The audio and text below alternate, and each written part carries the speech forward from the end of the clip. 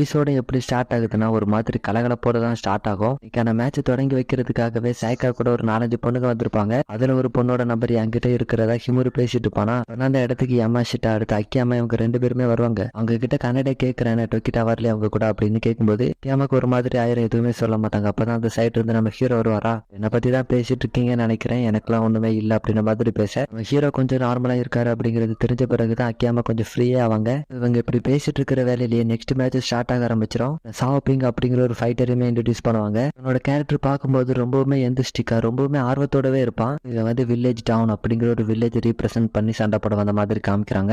அந்த village டவுனோட mayor வந்து fishery யூனியனோட தலைவர் மாதிரி ஒருத்தர் இருக்காரு. அவர்கிட்ட ஏதோ ஒரு முக்கியமான விஷயத்தை பத்தி பேசிட்டு இருக்காங்க. மேட்சே அவங்க நினைச்ச மாதிரி தான் நடக்குது. அது மட்டும் இல்லாம நடக்கிறது எதுவுமே ஷாப்பிங்குக்கு தெரியாது. அதனாலதான் அவன் அந்த மாதிரி எந்திஸ்டிக்கா இருக்கிறான் அப்படின்ற மாதிரி சொல்லுவாரு. இவங்க 2 பேரோட லுக்கை வச்சு பார்க்கும்போது ஏதோ ஒரு இம்பார்ட்டன்டான ஸ்டஃப் மாதிரி தான் தெரியுது. அப்படியே இந்த சீன் அங்க கட் பண்ணி கயாமி கிட்ட ரென் பேசிட்டு இருக்கான். இங்க உங்களுக்காக வச்சிருந்த அந்த 2 பேர் இப்போ மாத்தி மாத்தி சண்டை போடுற மாதிரி ஆயிடுச்சு அப்படின்னு சொல்ல ஹயாமி என்ன சொல்லுவாருன்னா, அந்த பெருசு இப்படிதான் ஏதாவது பண்ணுவாருன்னு எனக்கு தெரியும், அவனோட கேம் விளையாட ஆரம்பிச்சிட்டான், நான் எவ்வளவு நாள் விளையாடட்டும், கேம் எனக்கு கொஞ்ச நாள்ல முடிவுக்கு வர போகுது அப்படின்னு இவர் இங்க சொல்லிட்டு இருக்க. காரோ அப்படிங்கிற ஒரு ஃபைட்டர் ஃபிஷரிஸை ரீப்ரசென்ட் பண்ணி சண்டை போடுறதுக்காக வந்துட்டு இருப்பாரு. அவரோட ஃபேஸை பார்க்கும்போது இந்த மேட்ச்ல கண்டிப்பா வின் பண்ணி ஆகணும் அப்படிங்கிற ஒரு வெறி இருக்கும். அந்த கூட்டத்துக்குள்ளேயே கோலான் அப்படிங்கிற ஒரு ஃபைட்டரை காமிக்கிறாங்க. அவன் ஷாப்பினை பார்த்துட்டு உன்னை பத்தி அவனோட மேனேஜர் கிட்ட சொல்லிட்டு இருப்பான். என்னன்னா, கோலான் வாழ்ந்த வில்லேஜ் கிட்ட தான் மியான்மர் பார்டர் இருக்குது. அங்க வந்து வருஷம் ஒரு டோர்னமெண்ட் கண்டக்ட் பண்ணுவாங்களாம். இதுல வந்து தாய்லாந்துல இருந்தும் ஃபைட்டர்ஸ் கலந்துப்பாங்க, மியான்மர்ல இருந்தும் ஃபைட்டர்ஸ் கலந்துப்பாங்க. வேணும்னா தாய்லாண்டை ரீப்ரசென்ட் பண்ணி 15 வயசுலயே சண்டை போட்டிருக்கான். ஆனா தாய்லாந்துலேயே வந்து பெஸ்ட் ஃபைட்டராகவும் இருந்திருப்பான். அப்படி இருக்கச்சுலதான் சாப்பிங் அப்படிங்கிற இவன் கூட ஃபைட் பண்றாரு. கூட நடந்த மேட்ச்ல இவர் தான் வின்னும் பண்றாரு. ஆனா அவருக்கு அந்த அளவுக்கு சாட்டிஸ்பாக்சனே கிடையாது. எந்த ஒரு ஆப்பனன்ட் கூட இவர் வந்து ஃபைட் பண்ணாலுமே அந்த ஆப்பனண்ட்டை வந்து நாக் டவுன் பண்ணி போட்டுருவாரு. அப்படி வின் பண்ணிட்டு இருந்த இவரால் இவனை மட்டும் நாக் டவுன் பண்ண முடியல ஃபர்ஸ்ட் டைம். மேட்ச் எல்லாம் முடிஞ்ச பிறகுமே கூட கோலான் கிட்ட வந்து ஷாப்பிங் சண்டை போடலாமான்னு கேட்டு தொந்தரவு பண்ணிட்டு தான் இருந்திருக்கான். இவர் வந்து எப்பவுமே அவனை கண்டுக்கவே மாட்டாரு. அப்படியே காலங்கள் போக மறுபடியும் அவனை இந்த மாதிரியான ஒரு இடத்துல மீட் பண்ண நினைச்சு கூட பார்க்கல அப்படின்னு யோசிச்சுட்டு இருப்பாரு. அப்படியே அந்த மேயரையும் யூனியன் தலைவரையுமே காமிக்கிறாங்க. அவங்க 2 பேரும் என்ன பேசிட்டு இருக்காங்கன்னா, மேட்சோட நடுவுல கோரோ வந்து அவரோட பேலன்ஸ் ஸ்லிப் பண்ணுவார், அதான் நம்மளோட பிளான், ஷாப்பிங்கோட கண்டிஷனை வச்சு பார்க்கும்போது நம்ம நினைச்சது நடக்க போறது இல்லை அப்படின்னு பேசிட்டு இருக்க.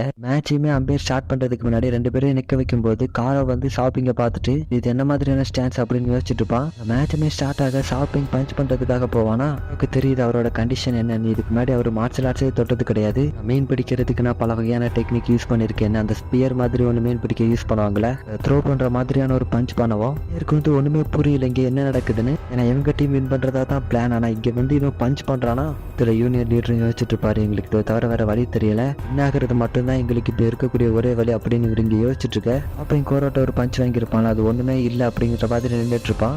2 பேருமே மாத்தி மாத்தி பயங்கரமா சண்டை போட ஆரம்பிக்கிறாங்க. அதுல ஷாப்பிங் இருக்கான்ல, இப்படி அட்டாக் எல்லாம் தடுக்கவே மாட்டான், அது மேல போடட்டும் அப்படின்ற மாதிரி விட்டுட்டு பஞ்ச் பண்றதுலேயே தான் ஃபுல் ஃபோக்கஸ்டா இருப்பான். இப்படியே 2 பேரும் சண்டை போட்டுட்டு இருக்க. கோரோ ஒரு கட்டத்துல டயர்டான உடனே இவனும் ஒரு கிக் பண்ணலாம் அப்படின்னு போகவும் மசில் மாஸ் வந்து அவ்வளவு அதிகமா இருக்கும். அப்படி இருந்த போதுமே கூட அவரோட பாடியை பெண்ட் பண்ணிட்டு அவனோட விட்டல் பாயிண்டே ஃபோக்கஸ் பண்ணி ஒரு தட்டி கீழே விட வர அவனோட ஃபேஸ்லயே ஒரு பஞ்ச் பண்ணுவான். அவன் அவ்வளவு தூரம் போய் விழுவான். இல்ல இங்க இப்படி நடந்துட்டு இருக்காங்க. யூனியன் தலைவர் வந்து மேயர் காலில் விழுந்து மன்னிப்பு கேட்டுட்டு இருப்பாரு. மன்னிச்சிருங்க, எங்களுக்கு இதை விட்ட வேற வழி தெரியல, நாங்க மட்டும் இப்படி பண்ணலன்னா எங்கிட்ட இருந்து எல்லாமே பேரும் அப்படின்னு சுச்சுவேஷனை சொல்லி மன்னிப்பு கேட்டுட்டு இருப்பாரு. அதே சமயத்துல அப்படிங்குமே மயக்கத்திலிருந்து எந்திக்க ஆரம்பிக்கிறாங்க. கோரோட கை வந்து ஃபுல்லாவே ப்ரோக் ஆயிருக்கும். ஆனா ஒரு விஷயம் தெரிய வருது, ஷாப்பிங் அவனோட ஹெட்டை சின்ன வயசுல இருந்தே அங்காக்கிறதுக்கான ட்ரைனிங் ரொம்பவுமே கடுமையா எடுத்துட்டு இருந்திருக்கான். அவனோட பாடியிலேயே ஸ்ட்ராங்கான பார்ட் ஹெட் தான் அப்படின்னு கோரோ கிட்ட சொல்லுவான். அதை பத்தி எல்லாம் கண்டுக்கவே மாட்டாரு. 2 பேரும் சண்டை போட ஆரம்பிக்க இவனா அவரோட காலிலே ஒரு கிக் பண்ணிட்டு கேப்பை விடாம பச்சு பண்ணிட்டு இருப்பான். அப்பதான் சரியான டைம் கிடைக்க ஒரு கிக் பண்ணுவான்.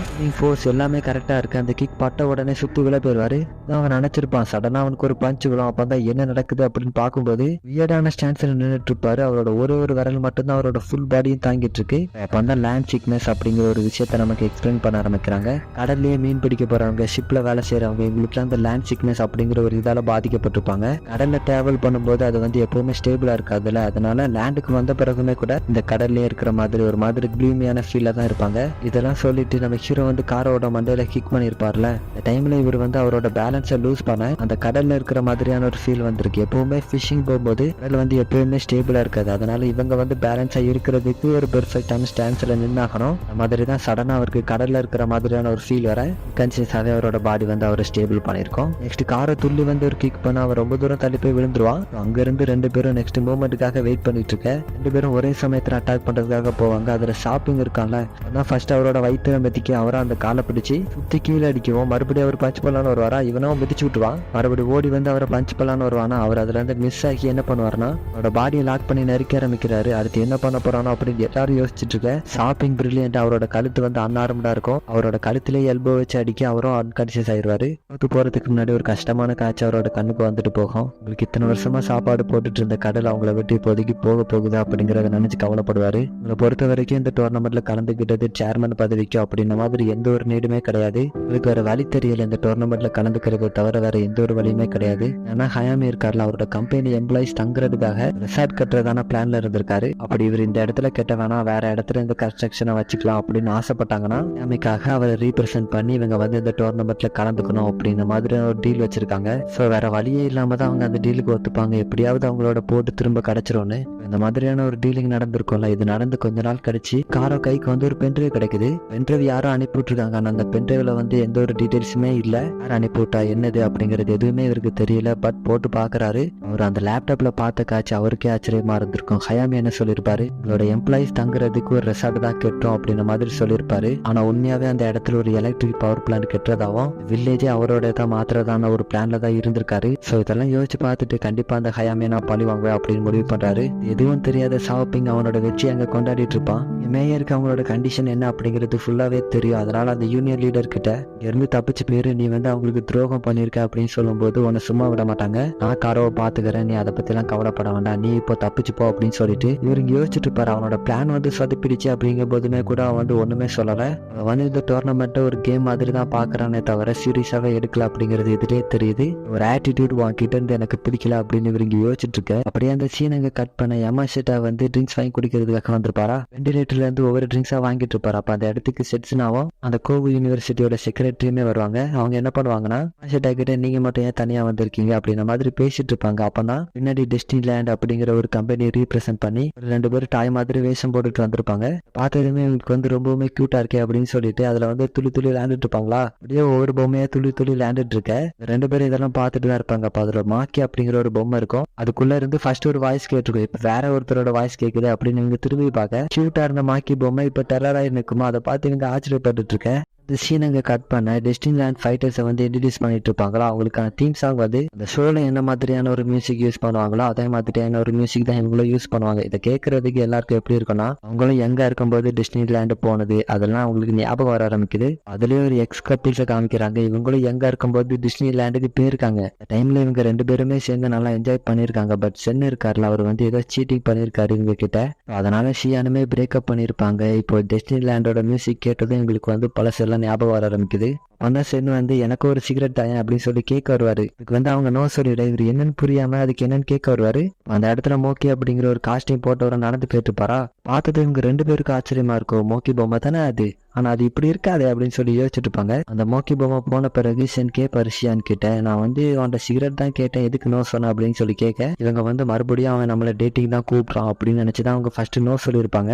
அவர் வந்து சிகரெட் தான் கேட்க வந்திருக்காரு, நம்ம வந்து தப்பா நினைச்சு நோ சொல்லிட்டோம் அப்படிங்கிறது தெரிஞ்ச உடனே வந்து ஒண்ணுமே சொல்லல, நீயா தான் இதை நினைச்சிட்டு இருக்க அப்படின்னு சொல்லி முடிச்சிருவாங்க. இங்க வந்து நெசு அப்படிங்கிற அந்த மோக்கி பொம்மை காஸ்டியூம் போட்டிருப்பாள். அவனை வந்து இன்ட்ரடியூஸ் பண்ண உள்ள வந்ததான் அந்த டெஸ்டினி லேண்டை பத்தியே நினைச்சு பார்த்துட்டு இருப்பான். அந்த டெஸ்டினி லேண்டுக்கு என்னாச்சுன்னு தெரியல. ஆனா வந்து அந்த ஸ்டேடியத்துக்கு வந்த பிறகு மன்னிச்சிடு மோக்கி, என்ன எல்லாருமே மன்னிச்சிடுங்க அப்படின்னு சொல்லி அவனோட மனசுக்குள்ளே யோசிச்சு பார்த்துட்டு மாஸ்க் ஸ்பீட் செகண்ட்ல உடச்சு தள்ளிடுவானா. நெசு அப்படிங்கிறவன் அழுதுட்டு இருப்பான். இதை பார்த்ததும் எல்லாருக்குமே ஆச்சரியமா இருக்கும். ஆனா அவனுக்கு மட்டும் தான் தெரியும் எதுக்காக அழுறான் அப்படிங்கிற ரீசன். எல்லாருமே அந்த கேரக்டரை ஃபோக்கஸ் பண்ணி பார்த்துட்டு இருக்கும்போது நோகி மட்டும் அந்த கேரக்டர் எவ்வளவு ஸ்பீடா அந்த மாஸ்கை உடைச்சா அப்படிங்கிறத ஃபோக்கஸ் பண்ணி பார்த்துட்டு இருப்பாரு. இப்ப அந்த நெசு இருக்கால, அவனை எப்படி அந்த டெஸ்டினி லேண்ட் மேனேஜர் வந்து ரெக்ரூட் பண்ணாரு அப்படிங்கறத பத்தி சொல்றாங்க. இதை பத்தி சொல்லணும்னா அவன் வந்து ஒரு பெர்ஃபெக்டான ஃபைட்டர், அண்டர் கிரவுண்ட்ல மேட்ச் பண்ணி நிறைய இது வின் பண்ணிருக்கான். ஆனா அவனுக்கு வந்து இந்த டெஸ்டினி லேண்ட் உள்ள மாக்கி இது மேலெல்லாம் அவனுக்கு வந்து கிரேஸ் ரொம்பவுமே அதிகம். அவன் கிட்ட இருக்கக்கூடிய இந்த ஒரு கேரக்டரிஸ்டிக் அவரோட அட்வான்டேஜா யூஸ் பண்ணி ஏற்ற மாதிரி அவனை யூஸ் பண்ணிக்கிட்டு இருப்பாரு. இப்போ வந்து நெக்ஸ்ட் கான்டெஸ்டன்ட்டை வந்து இன்ட்ரடியூஸ் பண்ணணும். ஆனா அப்படி இன்ட்ரடியூஸ் பண்றதுக்குள்ளே ரே வந்து உள்ள வந்துருவான். ரே கிட்ட சொல்லுவாங்க, என்ன நான் இன்ட்ரடியூஸ் பண்றதுக்குள்ளே நீ உள்ள வந்துட்ட அப்படின்னு சொல்லும்போது அதனால ரீனோவை வெயிட் பண்ண வைக்க முடியாது, அதனால எல்லா வேலையும் சீக்கிரமா பண்ணிடு அப்படிங்கிற மாதிரி சொல்லிட இருந்து ரீனோவுமே இவரை வழி அனுப்பி வைக்கிறதுக்காக வந்திருப்பாங்க. சயக்காவுமே ஹரிபரியா ரேயை இன்ட்ரடியூஸ் பண்ணி முடிக்க இந்த சீன் அங்க கட் பண்ணி ஒரு பிளாஷ்பேக் போறாங்க. அதுல ரே வந்து சின்ன பையனா இருக்கிறான். காட்டுக்குள்ள விட்டு அவனுக்கு வந்து 9 நாள் தூங்காம சாப்பிடாம எதுவுமே பண்ணாம ட்ரைனிங் எடுக்க வைக்கிறாங்க. கொடுக்கக்கூடிய ட்ரைனிங்கே கொஞ்சம் வித்தியாசமா இருக்கும். ஏன்னா இவன் பழகக்கூடிய மார்ஷல் ஆர்ட்ஸ் வந்து ஹிஸ்டரியில அழிஞ்சு போச்சு அப்படின்னு நினைச்ச ஒரு மார்ஷல் ஆர்ட்ஸ் வந்து இனிமே பாஸ் டவுன் ஆகி வந்துகிட்டே இருக்கு. இந்த வழியில பழகக்கூடிய ஒரு ஆளா தான் ரே இருக்கிறான். எப்பவுமே கடுமையான ட்ரைனிங் கொடுக்குறாங்க. இந்த மாதிரியான ஒரு சுச்சுவேஷன்ல அவன் வந்து ஃபுல் ஃபோக்கஸ்டா இருக்கணும் அப்படிங்கறனால சில ரேயுமே அந்த டெக்னிக்கை மாஸ்டர் பண்ணிருப்பான். அவரோட மாஸ்டர் போகும்போது இதெல்லாம் சொல்லிட்டு தான் போவாரு. பஞ்ச் ஒரு லைட்னிங் மாதிரி இருக்குது அப்படிங்கிறது முக்கியம் கிடையாது, நீயே ஒரு லைட்னிங்கா மாறணும் அப்படின்னு சொல்லிட்டு போயிருப்பாரு. இந்த பிளாஷ்பேக் முடிஞ்சு பிரசன்ட் வர நெசு வந்து ரேயை பார்த்து அவனோட லுக்ஸை வச்சு ஃபுல்லா சொல்லிடுவான். ஸ்ட்ராங்கா தான் இருக்கிற, பட் நான் தான் வின் பண்ணுவேன் அப்படின்ற மாதிரி சொல்ல வந்து ஒரு பச்சு தான் முடிச்சு விட்டு போயிருவான். எப்பவுமே வாங்க கூட இருக்க போறது கிடையாது, ஆனா லவ் எப்பவும் வாங்க கூட தான் இருக்கும் அப்படின்ற மாதிரி சொல்லிட்டு போக சாப்பிங் இதெல்லாம் அங்க இருந்து பாத்துட்டு தானே இருந்திருப்பான். இவன் தான் நம்ம கூட நெக்ஸ்ட் மேட்ச் சண்டை போட போறான். நான் சீட்டா தான் ஃபீல் பண்ணிட்டு இருப்பான். அதே சமயத்துல இதுக்கு என்ன கவலையா இருக்கணும், அவ்வளவுதான் டெஸ்டினி லாண்டோட கதை முடிஞ்சிருச்சு. ஏன்னா இந்த டோர்னமெண்ட்ல கலந்துருக்கிறதுக்கு முன்னாடியே அந்த மேனேஜர் வந்து இவன் கிட்ட சொல்லியிருப்பாரு, டெஸ்டினி லாண்டும் ஹயாமியோட எலக்ட்ரிக் கம்பெனியும் சேர போகுது, பிசினஸ் ஒரு மாதிரி டல்லா தான் போகுது, எனக்கு வேற சாய்ஸ் இல்லைன்ற மாதிரி சொல்லியிருப்பாரு. இதெல்லாம் யோசிச்சுதான் இந்த டோர்னமெண்ட்லயே கலந்துக்கிறதுக்காக வந்திருப்பான். கடைசியா எல்லாரையும் ஒரு தடவையாட்ட இந்த மோக்கி ஐடியலைஸ் பண்ண வைக்கணும் அப்படிங்கிறதுக்காக தான் வந்திருப்பான். ஆனா அவன் நினைச்ச மாதிரி எதுவும் நடக்கல அப்படிங்கறதுனால சோகத்துல உட்காந்துருக்கேன். அப்ப அவ்வளவு நேரம் இவன் சொல்றது எல்லாத்தையுமே ஒரு சஃபுல் அனிமல் கேட்டுட்டு இருந்திருக்கோம்ல. அதுக்குள்ள இருந்து மிக்கி அப்படிங்கிற ஒரு பொண்ணு வெளியே வருவா. அவ இவனை பார்த்து என்ன பண்ணாலும் நான் உங்களை ஃபாலோ பண்ணுவேன், உங்களால மட்டும்தான் இதை திரும்ப கொண்டு வர முடியும் அப்படின்ற மாதிரி சொல்ல உனக்குமே கொஞ்சம் ஆறுதலா இருக்கும். நம்மளால மறுபடியும் ஏதாட்ட பண்ண முடியும் அப்படிங்கிற ஒரு நம்பிக்கை அவனுக்கு வருது. அந்த சீனங்க கட் பண்ண ரேனா வந்து ரே கிட்ட எனக்கு ப்ராமிஸ் பண்ண மாதிரி யாரையும் கொலை பண்ணாம நீ வந்து வின் பண்ணிட்டு வந்திருக்க, இனிமே யாரையும் கொலை பண்ண வேண்டிய தேவையில்லை, நீ வந்து கொஞ்சம் கொஞ்சமா நல்ல பையனா மாறிட்டு வர அப்படின்ற மாதிரி சொல்ல அப்படியே அந்த சீனங்க கட் பண்ண ரென் வந்து நெக்ஸ்ட் மேட்ச் போறதுக்காக தயாராயிட்டு இருப்பானா. ரென் இன்ட்ரடியூஸ் பண்ண ஸ்டேடியத்துல இருக்கக்கூடிய எல்லா கேர்ள்ஸுமே அவுட் ஆஃப் கண்ட்ரோல் போக ஆரம்பிச்சிட்டாளுங்க. முக்கியமா டொமாக்கா தான் கோவ் யூனிவர்சிட்டியோட செக்ரட்டரி, அவங்களை கையிலேயே பிடிக்க முடியல. செட்ஸ்னாவே இன்ட்ரடியூஸ் பண்ண அரைநாள் ஒருத்தருமே கையில பிடிக்க முடியாது. சரிமே 2 பியூட்டிஃபுல்லான பாய்ஸ் கையில தான் சண்டை நடக்க போகுது, அதை பத்தின உங்களோட கருத்து என்ன அப்படின்னு டைசன் கிட்ட கேட்க 2 பேருமே பாக்குறது கொஞ்சம் கேள் மாதிரி தான் இருக்கானுங்க, பட் அப்படின்னு என்னோட சொல்ற பாப்பாரு. அவருக்கு வந்து ஏதோ தோணுது, ஆனா என்னன்னு இப்ப இவருக்கு ஞாபகம் வரல. அதே சமயத்துல ரென் வந்து மேட்ச்ல கலந்துக்கிறதுக்கு முன்னாடி செட்ஸ்னாவை பத்தின எல்லா ரிசர்ச்சுமே பண்ணிருக்கான். செட்ஸ்னா வந்து ஒரு கிளாசிக்கான மார்ஷல் ஆர்ட் ஸ்டைல் தான் பழகிருக்கான் அப்படிங்கிறது தெரிஞ்சு சண்டை போட்டு வந்திருப்பான். ரெஃப்ரிமே மேட்சை ஸ்டார்ட் பண்ணி விட ரே வந்து பயங்கர ஃபாஸ்டா ஒரு கிக் பண்ணலான்னு போவான்.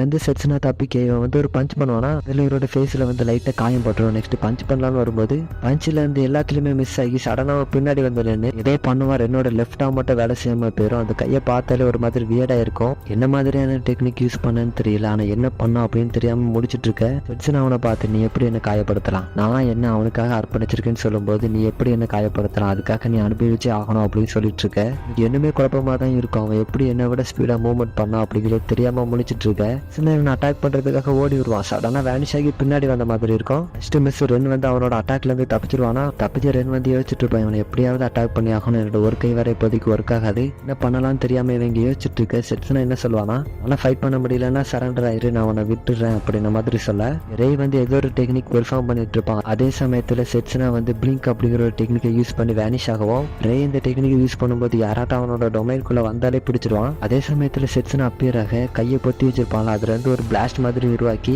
ரவுண்ட்ல எல்லாருமே ஸ்டன் ஆக செட்ஸ்னா காத்துறப்ப ஏதோ மந்திர மாதிரி ஊதுவான். கேட்ட உடனே செட்ஸ்னா வந்து ஒரு செகண்ட் பிளாங்க் ஆயிருவான். இவனும் ஒரு பஞ்ச் பண்ண தூரம் போய் விழுந்த செட்ஸ்னா அங்க மயங்கி எழுந்திருக்க முடியாம கிடக்க.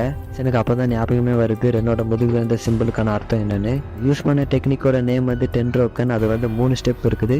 ஃபர்ஸ்ட் ஸ்டெப் வந்து வாய்டு கிரியேட் பண்றது, ஏரை வந்து அவனோட பாம் ஏரியால கம்ப்ரஸ் பண்ணி விடும்போது ஒரு பிளாஸ்ட் மாதிரி வெடிக்கும். அது வந்து ஒரு 15 மீட்டர்ஸ் வந்து அஃபெக்ட் பண்ணுமா. செகண்ட் ஸ்டெப் வந்து ஆப்பனண்ட்டை ஹிப்னோசைஸ் பண்றது. நம்ம செட்ஸ்னா காதல கூட ஊதிருப்பாங்க. ஹிப்னோசைஸ் ஆயிருக்கிறவங்களை ஸ்ட்ரைக் பண்றது தான் தேர்ட் ஸ்டெப். ஸோ இந்த மாதிரி அவன் யூஸ் பண்ண டெக்னிக்கை டைசனுமே கண்டுபிடிக்க செட்ஸ்னா அங்கிருந்து கொஞ்சம் கொஞ்சமா எழுந்திருக்க ஆரம்பிச்சிடும். இதை பார்த்து ரென் வந்து என்ன யோசிப்பானா, அடி வாங்கின பிறகு எழுந்திரிச்சு நின்றுட்டு என்னோட ஹிப்னோசிஸ்ல தான் என்ன இருக்கிறேன்னு நினைக்கிறேன். இப்படி யோசிச்சுட்டு இருக்கும்போது சடனா அவனோட வாயிலிருந்து ரத்தம் வர ஆரம்பிக்குது. இவனுக்கு வந்து ஒண்ணுமே புரியல, ஹிப்னோசைஸ் பண்ண பிறகுதான் அட்டாக் பண்ணியிருக்கான் அப்படின்னா ஹிப்னோசைஸ் ஒழுங்கா ஒர்க் ஆகலையா, இல்ல இந்த ஹிப்னோசைஸை பிரேக் பண்ணிட்டான மாதிரி கூட யோசிக்க ஆரம்பிக்கிறான். செட்ஸ்னாவோட பாடி வந்து ஒரு மாதிரி ரியாக்ட் ஆயிட்டு இருக்கும். அதுக்கு என்ன சொல்றாங்கன்னா, ரென் வந்து செட்ஸ்னாவை ஹிப்னோசைஸ் பண்ண நினைச்ச அந்த டைம்ல ஏதோ ஒரு சேஞ்சஸ் உருவாயிருக்கு, அது வந்து அசுர அவைக்கணிக்கு உதவி பண்ணிருக்கு அப்படின்னு பேக்ரவுண்ட் வாய்ஸுமே சொல்ல ரென் வந்து முயற்சியை கைவிடுற மாதிரி இல்ல, அவன் வந்து என்னமே என்னோட ஹிப்னோசைஸ்ல தான் இருக்கணும், இந்த தடவை உன்னை கண்டிப்பா தோக்கடிக்கிறேன் அப்படின்னு சொல்லிட்டு ஒரு பஞ்ச் பண்ணலான்னு போக பஞ்சு செட்ஸ்னாவோட பாடிக்குள்ள போன மாதிரி இருக்கும். செட்ஸ்னா சைடு வந்துருவான். சைடு வந்து செட்ஸ்னா என்ன பார்த்து ஏதாட்ட ஒரு டெக்னிக் யூஸ் பண்ணி பாரு, என்ன தோக்கடிக்க வாய்ப்பு இருக்கும் அப்படின்ற மாதிரி சொல்ல வந்து எவ்வளவோ அடிக்க பார்ப்பான். அது எதுவுமே அவன் மேல படாது. அப்ப செட்ஸ்னா என்ன பண்ணுவானா, அவனோட கையை பிடிச்சு சுத்தி விட்டுருவானா, கீழே வந்து ரென்னோட செஸ்ட்லயே காலை வச்சு இது கேவலமா இல்லையா, நீ கீழே படுத்திருக்கிற அப்படின்ற மாதிரி சொல்ல, அதுல இருந்து தப்பிச்சு செட்சனாவை பார்த்து என்ன குறைச்சிட போடாது அப்படின்ற மாதிரி சொல்ல வர, ஆனா அவனுக்கு பின்னாடி வந்து அவனோட டெக்னிக்கை பத்தி எக்ஸ்பிளைன் பண்ண ஆரம்பிச்சிருவான். இப்போ பிளிங்க் அப்படிங்கிற ஒரு டெக்னிக்கை யூஸ் பண்ணி உனக்கு பின்னாடி வந்திருக்கேன், இன்னொரு டெக்னிக்கும் இருக்குது, நான் பர்சனலா உன்னை ஃபீல் பண்ணி வைக்கிறேனே அப்படின்ற மாதிரி சொல்ல, வந்து பயம் தாங்கல, நான் வந்து சரண்டர் ஆகிறேன் அப்படின்னு தோல்வியை ஒத்துக்கு வர, அதுக்குள்ள அவன் வந்து அந்த டெக்னிக்கை யூஸ் பண்ணி விட்டுருவான். அவனோட கையில எப்படி ஸ்பைரல் மாதிரி ஸ்கின் மாறி இருந்தோ அதே மாதிரி அவனோட செஸ்ட்லயுமே மாறி இருக்கும். முடிச்சுட்டு கிரவுண்டை விட்டு வெளியே போறதுக்கு முன்னாடி நான் எதுக்காக என்னோட ட்ரூ கலரை காமிக்கணும்னு நினைச்சேன் அப்படின்ற மாதிரி யோசிச்சுட்டு ஹீரோ வந்து ஆடியன்ஸ் குரூப்புக்குள்ள பார்க்க அவரை அங்கிருந்து செட்ஸ்னாவைங்க முறைச்சு பார்த்துட்டு இருப்பாரு. அவர் இந்த எபிசோடுமே இந்த இடத்துல எண்ட் ஆகுது. ஸோ எப்படி கைஸ் இருந்துச்சு இந்த எபிசோட்? அப்படி பிடிச்சிருந்தா ஒரு லைக் மட்டும் ட்ராப் பண்ணிட்டு போயிருங்க. சரி, பாய்.